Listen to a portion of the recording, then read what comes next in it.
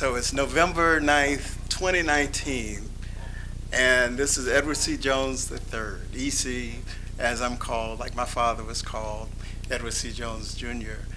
And I'm here in Orangeburg, South Carolina, with famed photographer Cecil Williams, who was a mentee of my dad's.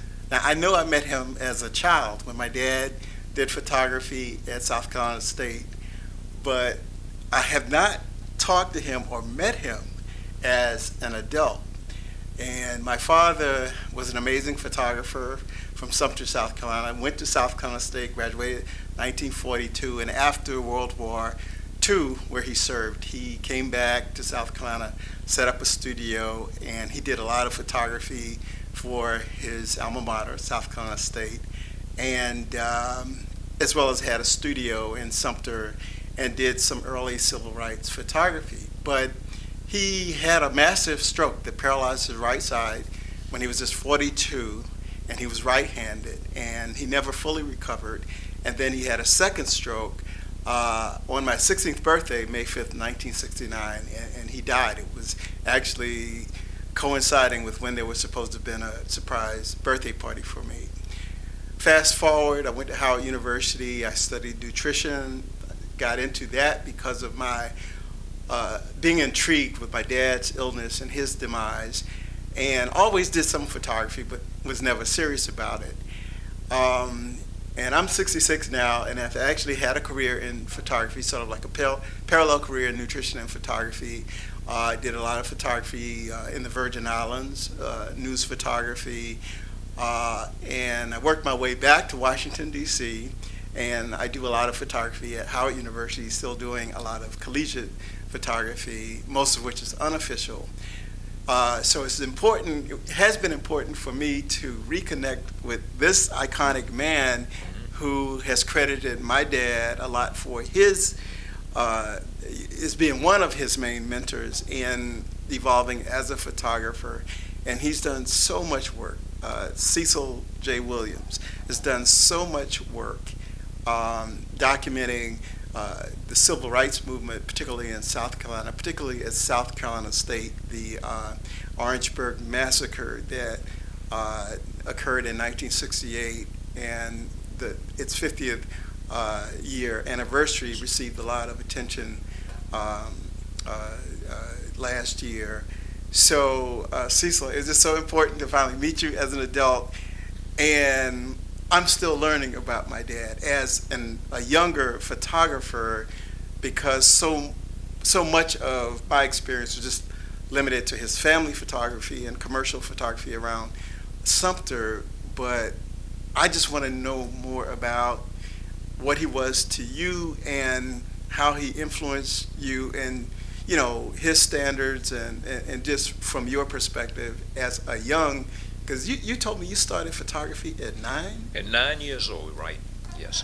But let me tell you how important this was that I get to meet you again after we've talked over the miles and so forth. I even had a potential investor or a donor that was going to come by, but I moved my appointment because I didn't want to miss this moment. And it was such a busy time because there's so many things happening, and you just got to come back down here again when we would be able to treat you with more royalty. I just want to add one thing. I forgot to mention, we're in his studio, an amazing structure, museum Yes.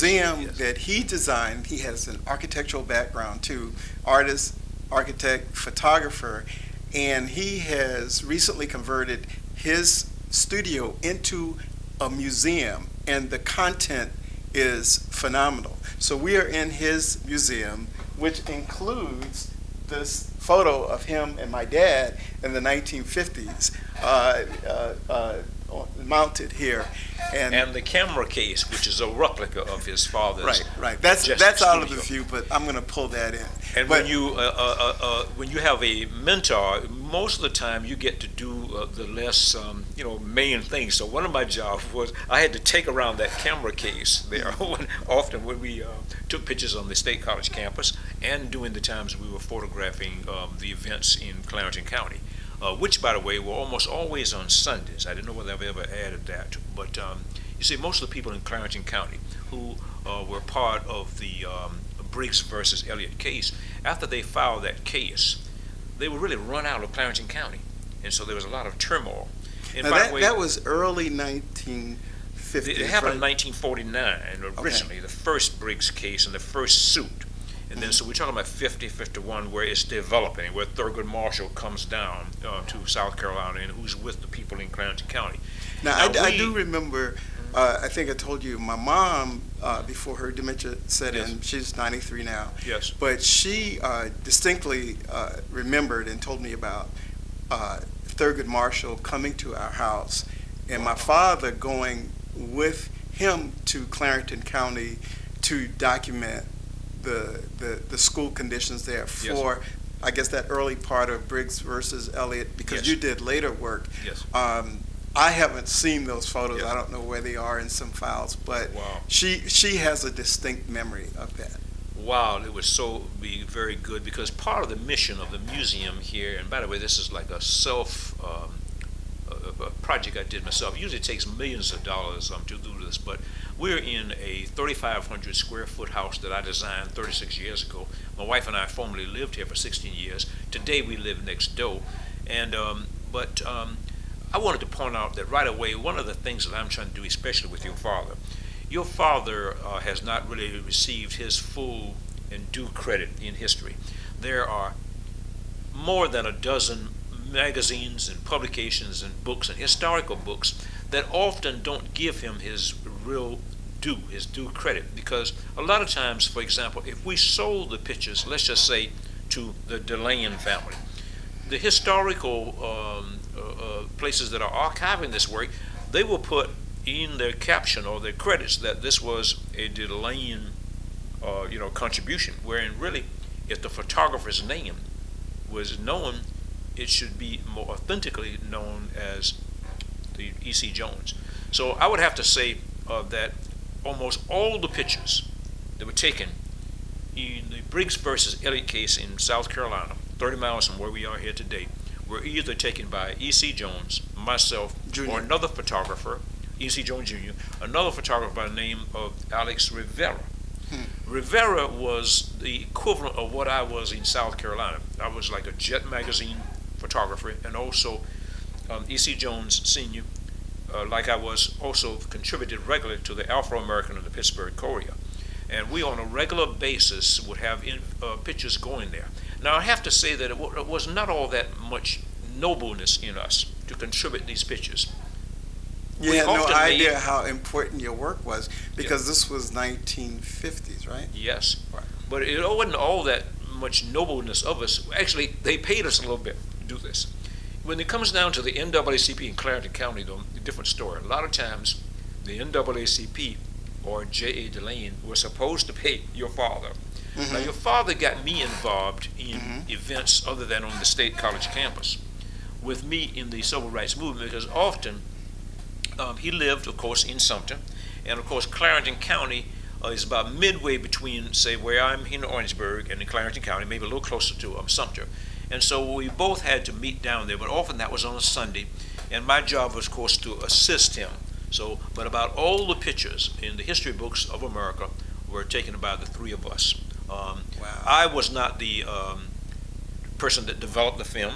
I was not the keeper of the negatives. So his father was, your father was the keeper of the negatives.